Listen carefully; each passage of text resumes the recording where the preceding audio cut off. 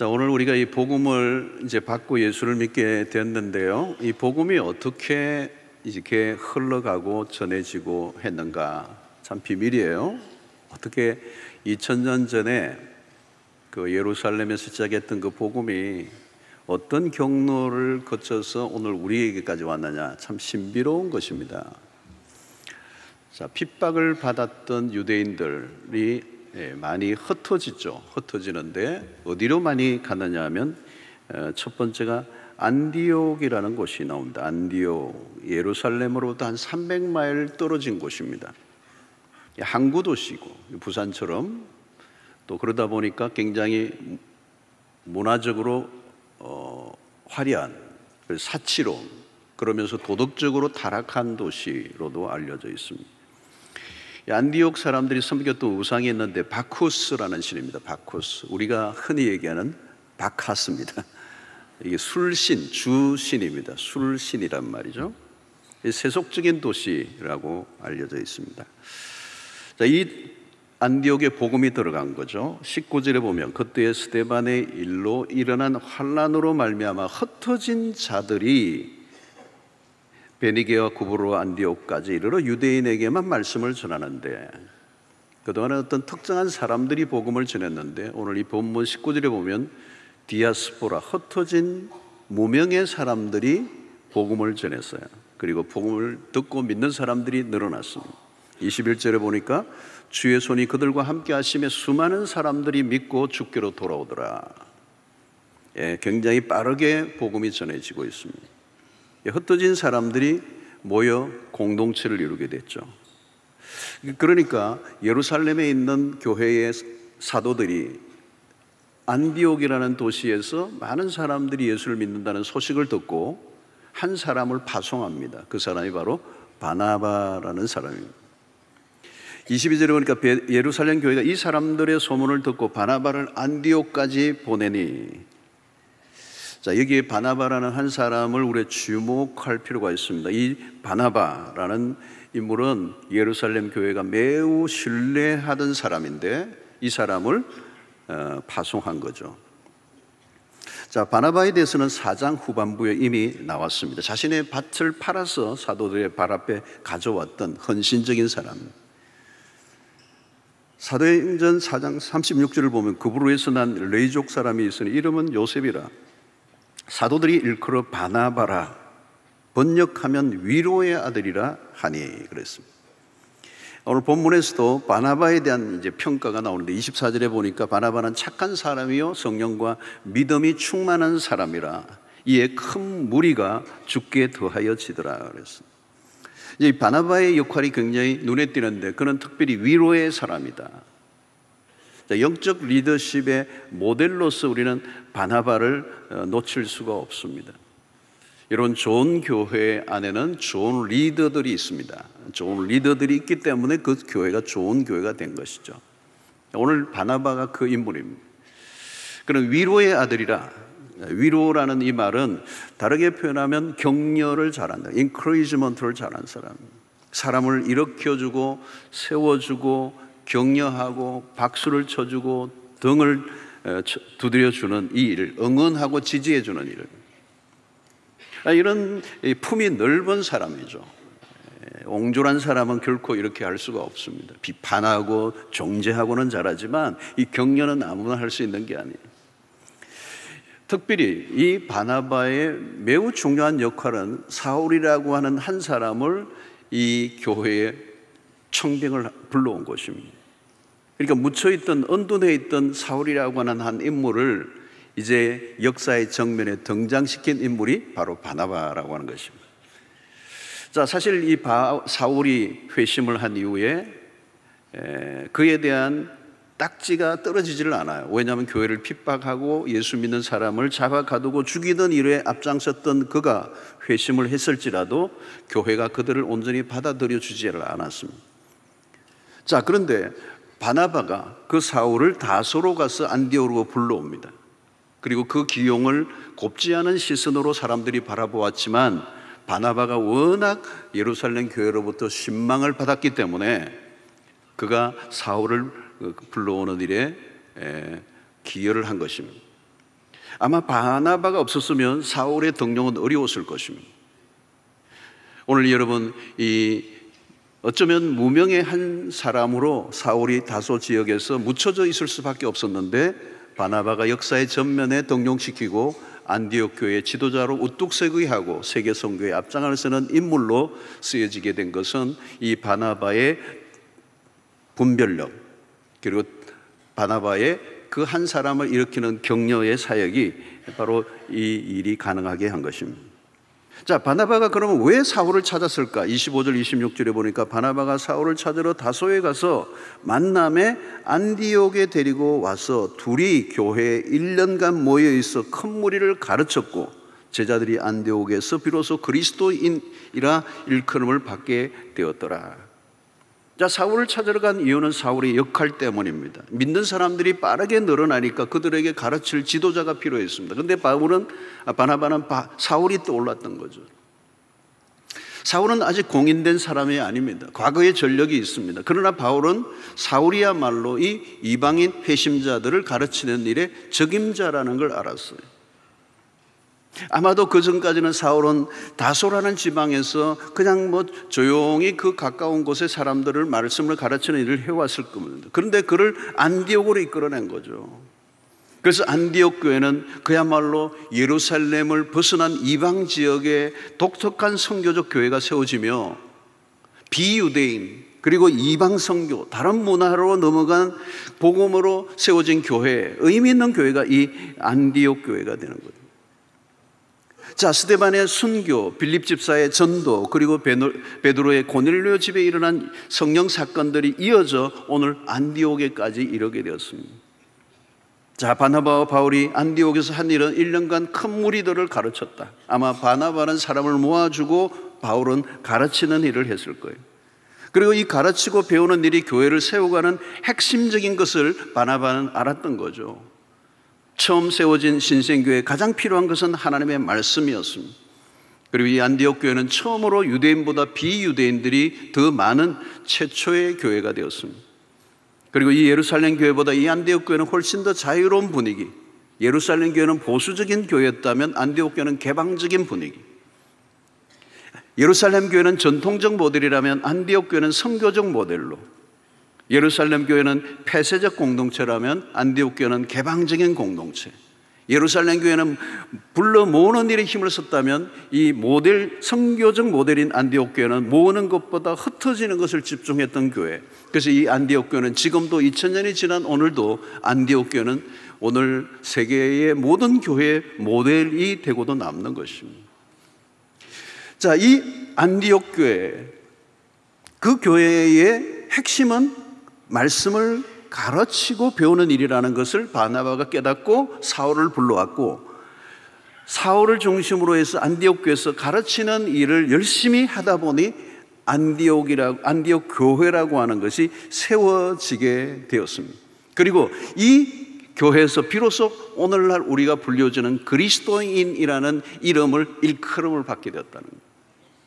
자, 사울이 1년간 열심히 부지런히 말씀을 가르쳤던 이 안디옥에서 무슨 일이 일어났습니까? 이방 문화 속에서 예수 믿는 사람들이, 그 세속도시에서 예수 믿는 사람들이 눈에 띄게 다르게 보였던 거죠. 그러니까 비그리스도인들이 그 예수 믿는 사람들을 바라보면서 하나의 별명을 붙여줬는데 그게 그리스도인이라고. 그 시대에 예수를 믿는 사람들은 그 사회의 주류가 아니라 비주류들이었습니다. 그러니까 예수를 믿는다고 말하는 것에 용기가 필요했던 거죠. 예수를 믿는 순간 당연히 불이익을 당해야 하고 예수를 믿는 것 자체가 존중받지 못하던 시대에 그리스도인이라는 이름이 오르내리기 시작한 거죠. 예수를 믿는 사람들에 대한 시선이 곱지 않았습니다. 그럼에도 초기 그리스도인들은 우리 자신들을 향한 그리스도인이라고 하는 것을 받아들이고 또 그 그리스도인이라고 하는 그 정체성을 부끄러워하지 않았습니다. 심지어 박해를 받고 때로는 흩어지는 상황 속에서도 그리스도인이라고 하는 그 별명을 받은 것에 대해서 그 신분을 포기하지 않고 그것을 받아들인 거죠. 그러면서 세월이 흐르면서 어떤 압박이 와도, 어떤 시련이 와도 그리스도인됨을 포기하지 않는 모습 속에 그리스도인이 더 빛이 나기 시작한 거죠. 처음에 경멸조로 불리워졌던 이름이 나중에는 명예로 명칭으로 바뀐 것입니다.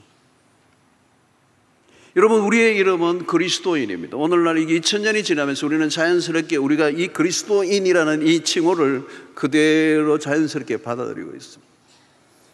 여러분, 그리스도인이라는 말은 그리스도의 이름에 그리스도의 인이 붙은 거예요. 그러니까 그리스도와 나라고 하는 존재를 뗄 수 없는 게 그리스도인이라는 거예요. 정말 잘 붙여준 이름이에요. 그리스도인은 그리스도를 따라가는 사람이고, 그리스도에게 붙어있는 사람이고, 그리스도를 높이는 사람이고, 그리스도를 닮아가는 사람이고, 그리스도에 뗄래야 뗄 수 없는 관계 속에 있는 사람이 그리스도인이라는, 크리스찬이라는 거예요. 여러분, 세상 사람들은 우리를 보면서 그리스도가 누구인가를 보게 돼요. 불신자들이 그리스도를 직접 만날 일은 없습니다. 그리스도가 누구인지 불신자들이 어떻게 합니까? 알 수 있는 유일한 길은 그리스도인을 통해서 그리스도가 누구인가를 알게 되는 거죠. 우리가 그리스도인으로서 어떻게 살아가는가를 보면서 세상의 사람들은 그리스도에 대해서 궁금증이 생기는 거죠. 그리스도가 누구이길래 저들이 저렇게 살아가는가라고 묻게 된다는 거예요. 당신의 삶을 보니까 그리스도에 대해서 난 궁금해졌어. 반대로 당신을 보니까 그리스도에 대해서 흥미가 사라졌어. 알고 싶지도 않아. 여러분, 그리스도인이라는 이름이 우리에게는 따라다닙니다. 예수를 믿는 순간부터 그 이름을 뗄 수가 없어요. 새롭게 우리에게 부여된 이름이기 때문에. 그래서 그리스도인은 그리스도인답게 살아가는 거죠. 여러분, 우리는 부모로부터 부여받은 이름을 가지고 삽니다.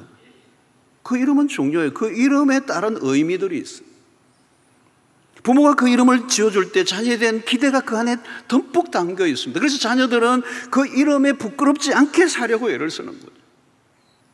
여러분, 내가 크리스찬이라고 밝혔다면 그 순간부터 말과 행동에 책임을 져야 됩니다. 왜? 그리스도 때문에. 거래를 할 때나 직장 생활을 할 때나 사람과 대화를 할 때나 회식을 할 때나 대가를 지불하고 손해볼 일이 있으면 손해봐요. 왜? 내가 그리스도인이기 때문에. 그리스도인 이름을 유지하면서 나의 권리도 포기하지 않고 내가 주장할 걸 다 주장하고 내가 내 마음대로 산다면 그리스도인이라고 얘기할 수 없죠. 여러분, 식당에서 기도를 하고 식사를 시작했다면 진상 손님이 되어서는 안 됩니다. 예의를 갖춰야 됩니다. 뭐 기도를 안 해서 모르는데 기도를 했다면 다 보잖아요. 여러분, 뭐 모여서 기도하고 막 했는데 그걸 챈틀해야 돼요. 기도는 다 하고 교회에서 와서 막 예수 믿는 권사님, 집사님, 장로님하고 기도하고 먹었는데 조금 있다 보니까 막 욕도 하고 막 종업원들에게 갑질도 하고. 여러분, 그리스도인들의 행동과 말을 유심히 세상의 사람들은 봅니다. 그리스도인은 눈에 띄어요. 사람들이 주목해보고 있다는 거예요. 안 보는 것 같지만 보고 있는 거예요. 왜 보고 있어요? 우리와 다른가? 그리스도인들은 다르더라는 거죠. 품격이 있더라, 예의가 있더라는 거죠. 뭔가 다르더라. 여러분, 집에 문에 교패가 붙어 있습니까? 자동차에 뭐 뒤에 물고기 붙여 놓았습니까? 여러분, 그리스도인을 볼 수 있게 그리스도인이라고 하는 것이 알 수 있는 사인을 내가 하고, 여러분, 사무실에 성경을 딱 책상 위에 놨다, 사무실에 놨다면 그때부터 책임지셔야 됩니다. 책임 못 질 것 같으면 그냥 숨겨두세요, 밑으로. 그리스도와 그리스도인의 격차가 너무 불가피하다는 거예요.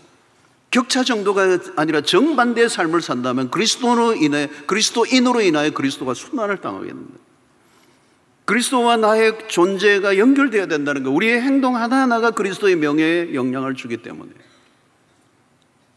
오늘 우리의 딜레마가 여기에 있습니다. 그리스도와 그리스도인이 너무 따로 떨어져 노는 거죠. 이게 유체 이탈과 같은 것입니다. 나는 그리스도인이라 말하고 그리스도와 다르게 살아가는 것. 이 이중성, 이게 세속화될수록 이 간격이 너무 커져버린 거죠. 그리스도인들이 그리스도인들답지 않게 사는 모습들이 세상에 너무도 보편화되어져 버렸고, 그 이름값을 하지 못한 것들에 대한 회개를 우리가 해야 되는 거죠. 그래서 요즘은 자신이 그리스도인이라는 것을 숨기는 사람들이 많아졌어요. 물론 자신이 그리스도인됨을 되게 살지 못하면서도 너무 자신감 넘치게 그리스도인이라고 밝히는 것도 문제고, 자신감이 없어 자기의 그리스도인 정체성을 숨기는 것도 문제가 있죠. 그리스도인이라는 이름으로 욕을 먹는 사람들이 많아졌어요. 나는 누구인가? 나는 참 그리스도인인가? 진짜 믿는가? 믿는 척 하는가? 오늘 우리에게 주어진 도전입니다. 우리가 거창한 일을 하는 것도 좋습니다. 그러나 우리가 무엇을 하느냐보다 내가 누구인가를 확인하는 것이죠. doing보다 being의 문제입니다. 오늘날 여러분, 우리가 전도지를 나누며 전도를 해야 돼요. 그러나 더 우선적인 것은 우리의 삶입니다. 우리가 전하는 그리스도와 우리가 전혀 다를 때 우리가 전하는 메시지를 의심하는 거죠. 메시지는 전하는데 메신저가 그 메시지에 합당하지 않고 일치되지 않을 때 내가 전하는 메시지도 메신저 때문에 의심을 받게 되는 거예요. 한때 무슬림이었다가 예수를 믿고 목사가 된 한 분의 얘기예요. 모든 그리스도인이 그리스도인이라면 오늘날 이슬람은 존재할 수 없었을 것이다.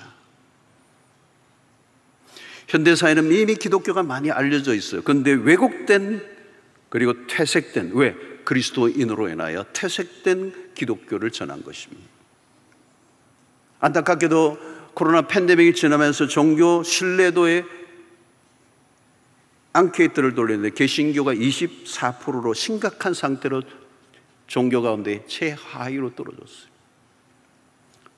오늘 세상의 대중은 세 가지를 기독교의 교인들에게 지적했어요. 첫 번째, 기독교는 배타적이다. 두 번째는 물질적이다. 세 번째는 이기적이다. 이 세 가지는 복음과 정반대되는 모습일 뿐만 아니라 세속화를 그대로 드러내는 특징을 말하고 있는 거예요. 배타적이고 물질적이고 이기적이다. 그래서 오늘날 대중은 종교가 도움이 되는 정도가 아니라 걸림돌이라는 인식을 가지기 시작하면서 탈종교화가 부채질을 되고 있다는 것입니다. 아프지만 우리의 현실이에요. 아프지만, 너무 마음이 아래요. 그러나 이게 현실이에요. 교회는 다닌다.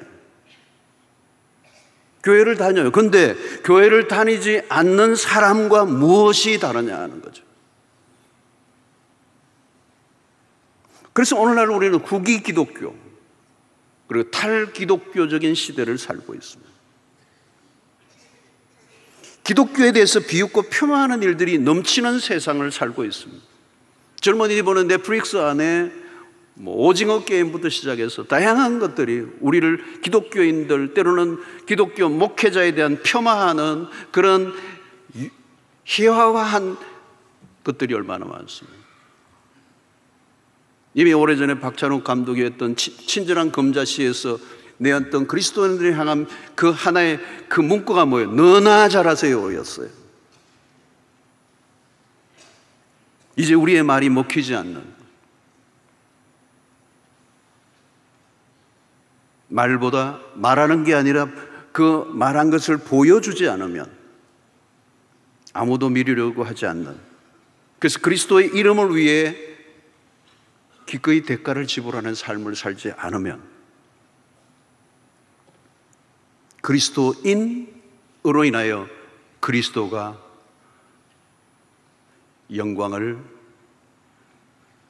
영광이 가리워지는 역사를 합니다. 사람들은 우리를 보고 그리스도의 존재의 유무를 평가합니다. 당신을 보니 그리스도가 하나님이 계신 것 같아요. 사랑하는 성도 여러분, 나는 그리스도인인가? 주변에 나를 어떻게 보고 있을까? 어떻게 평가되고 있을까? 누가 보든 보지 않든 나는 그리스도인으로 살아야. 그래서 어떤 미담이 있을 때 그 미담을 캐고 묻고 들어가니까 거기는 예수 믿는 사람이 있어야 돼요.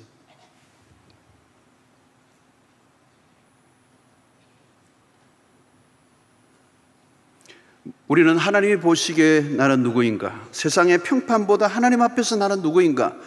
우리 하나님 앞에서 우리 자신을 속일 수는 없는 것이거든요.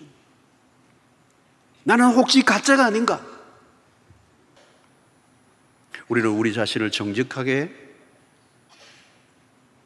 평가할 수 있어야 됩니다.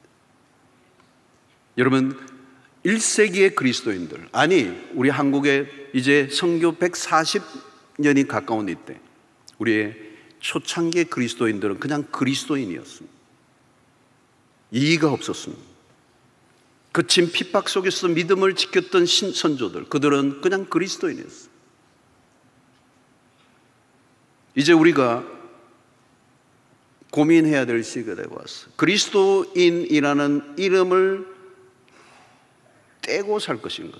아니면 그 이름에 걸맞게 살 것인가? 그리스도인이라는 이름으로 살려고 하면 그 이름에 걸맞게 살아야 할 결단이 필요한 거죠. 그렇게 살 수 없다면 이름을 떼야죠. 사랑하는 성도 여러분, 오늘 우리 후기 현 기독교 이 시대에 지극히 세속화된 시대의 특징은 그리스도인이 세상에 어떤 영향도 주지 못하는 것. 세속화는 딴 게 아니에요. 배에 물이 들어온 겁니다. 바다 위에 배가 떠 있는 게 아니라 배 안에 물이 들어와서 침몰을 하는 겁니다. 세상이 우리 안에 들어온 거죠.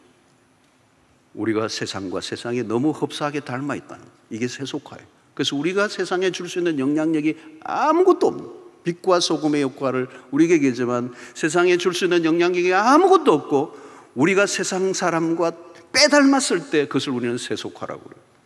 이게 후기 기독교의 시대예요. 사랑하는 성도 여러분, 오늘 우리는 진지하게 우리 자신을 질문해야 합니다. 나는 그리스도인인가? 나는 진짜인가? 사랑하는 성도 여러분, 내가 나를 압니다. 하나님도 아십니다. 진정한 그리스도인으로 처음 원점부터 시작하는, 그동안 속여왔다면 내가 원점부터 시작하는 결단이 있다면 하나님이 도와주실 것입니다. 포장하지 마십시오. 리얼 크리스찬으로, 진정한 그리스도인으로 다시 출발하고자 한다면 하나님이 우리를 긍휼히 여겨 주실 줄로 믿습니다. 참된 그리스도인으로 산다는 건 쉽지 않습니다. 그리스도인으로 세상 속에 살아갈 때 때로는 압박감이 있고 시련이 있고 손해볼 일이 있고 억울한 일이 있고 내가 포기해야 될 것들이 있습니다. 당연한 것입니다.